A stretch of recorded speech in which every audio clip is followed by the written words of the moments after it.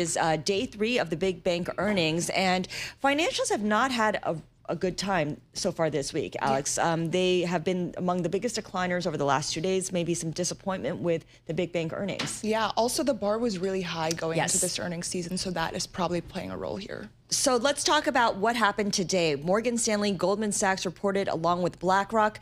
Neil Sipes is Bloomberg Intelligence financials analyst, and he focuses on the investment banks, the asset managers. And of course, these firms are very well represented in that regard. Neil, what is the takeaway from Morgan Stanley and Goldman Sachs, given that we got the results earlier this week from JP Morgan, Bank of America, Citi, Wells Fargo, and it was kind of underwhelming? Yeah, I think the takeaway is a confirmation of what was expected, which is, still strong trading revenue, continued momentum in capital markets, the investment banking side, M&A, equity, IPOs, et cetera. That's sort of building. I think you've seen some uneven results across the banks, JP Morgan the weakest.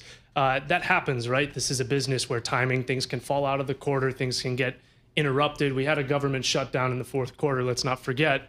So things can kind of slip.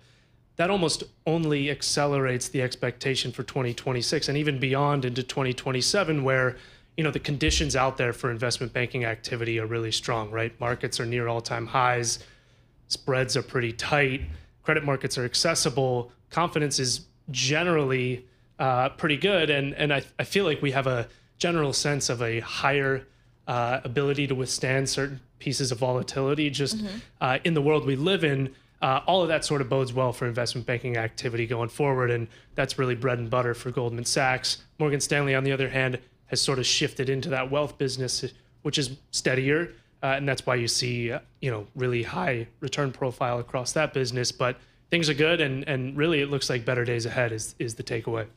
Neil, was there any weakness in any of the reports that stood out to you, any of the metrics that weren't as good as prior quarters? Yeah, I mean, generally what we've seen has been equities outperforming fixed income, M&A outperforming underwriting. These are trends that you sort of expect in this type of environment.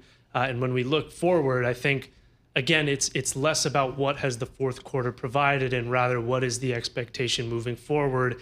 And as we sort of look out and expect a broader M&A recovery than what we saw this year, which was really driven by a handful of mega cap type transactions, that really bodes well for investment banking as a whole. That flywheel spins, right? When you think about sponsor type clients, they want the dual track, right? They want to monetize via M&A or IPO. So having both those options is critical.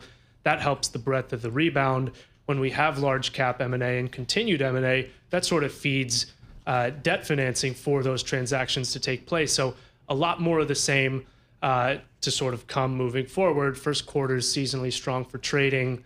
Investment banking is sort of something that I think people are expecting to ramp moving forward. And so we'll be watching that closely. But, across the board, I think indicative of what's to come, which is growth. Let's talk about BlackRock, speaking of growth, because the total assets under management rose to a record $14 trillion, which is just so big, it's almost hard to fathom sometimes. And we know that BlackRock is transitioning from this giant in the public markets, equities and bonds, to a giant in private credit and infrastructure as well. How do you see that reflected in the numbers? Yeah, I think you're really starting to see it come in. And I think that's what's really encouraging is these transactions are, a year and a half old, and some of them have just recently closed. So they're really only now starting to flow through the numbers. But I think what you're seeing is, notwithstanding the backdrop of financial markets being very supportive as well to a firm like BlackRock, you're starting to see the early fruits of some of those transactions and what could be the future of BlackRock, where it's going to be powered more by the private markets franchise, despite the fact that it's pretty small in the grand scheme of things. In terms of that 14 trillion in assets, I think it increases $1 trillion each time I come on here every quarter. But in terms of that entire piece of the pie, private markets is still, a low single-digit percentage of AUM, but it's over 10% of revenue, right? So it's becoming a much bigger piece of the actual financial P&L for BlackRock. And that's the expectation moving forward. I mean, we're seeing flow and growth numbers that we haven't really seen from BlackRock before. And encouragingly, when you think of BlackRock, you think iShares, you think ultra low fee ETFs. These are on the complete opposite side of that. So again, sort of arguing for the push into private markets. It's positive to the fundamentals.